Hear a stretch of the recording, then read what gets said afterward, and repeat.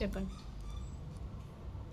Attraction of law success కావాలి అని అంటే అబ్బో అందరూ అనుకుంటారు 2 ట్రైనింగ్లు వెళ్ళేసి వస్తే చాలు, ఓ 10,000 ఇచ్చి ఓ చిన్న దీపం పెడితే పరిహారం అయితే చాలు, ఏ గుడికో వెళ్తే కొబ్బరికాయ కొడితే చాలు, లేదంటే ఓ హోమాలు పూజలు చేయిస్తే చాలు, మా పొలాలు అమ్ముడుపోతాయి, మా కష్టాలన్నీ దూరం అవుతాయి అని వందల మంది ఫోన్లు చేస్తారు.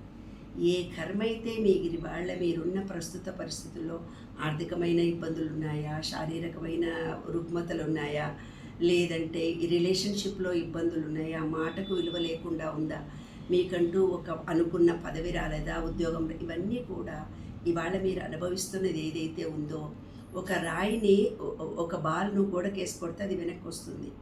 ఏదైతే మీరు పైకి విసురుతున్నారో అది నీ దగ్గరకు వస్తుంది. అది నీవు చేసుకున్న కర్మనే నీవు అనుభవిస్తున్నావు. కానీ దానికి కృతజ్ఞత చెప్పి దానికి ఒక థ్యాంక్స్ చెప్పుకుంటే మీకు ఆ కర్మ వెంటపడదు, అక్కడితో ఎండ్ అయిపోతుంది.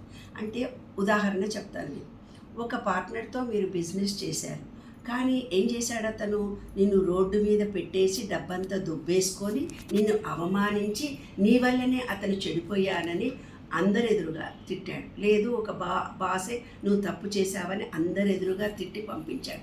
ఒక అన్ననే ఉన్నాడు, ఒక చెల్లెల్ని కొట్టి తిట్టి నీవు అత్తగారింటి నుంచి ఎందుకు వచ్చినావు, నువ్వు వెళ్ళిపో అని ఏదో ఒక సందర్భంలో తండ్రో తల్లో ఒక మనిషి మనను అవమానించాడు.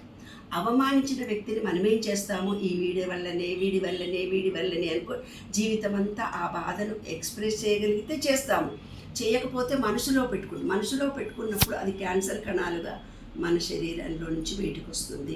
ఎందుకంటే మీరు విశ్వానికి తెలియదు మీరు ఎవరిని అంటున్నారు, మీరు అతని మీద ఒక కసి ద్వేషము జీవితం అంతా చూపిస్తారు. కాదు, ఎవరైతే నిన్ను అవమానించారో, ఎవరైతే నిన్ను హీనంగా చూశారో ఆ వ్యక్తి ఆత్మను నీ ముందుకు పిలుచుకొచ్చి థ్యాంక్ యూ, నీ వల్ల నాలో అహంకారం పోయింది, గర్వం పోయింది, నాలో పరివర్తన కలిగింది, అతనికి ఒక కృతజ్ఞతా భావాన్ని ప్రేమను నిరంతరము మీరు అందించగలిగితే ఆ పాపం అంతటితో క్లోజ్ అయిపోతుంది. మీరు జీవితంలో ఇంకో వ్యక్తి చేత మోసపోవడం కానీ, వేరే చేత అవమానాలు పడడం కానీ జీవితంలో ఎదుర్కోరు. అంటే కర్మ అక్కడితో ఎండ్ అయిపోయింది.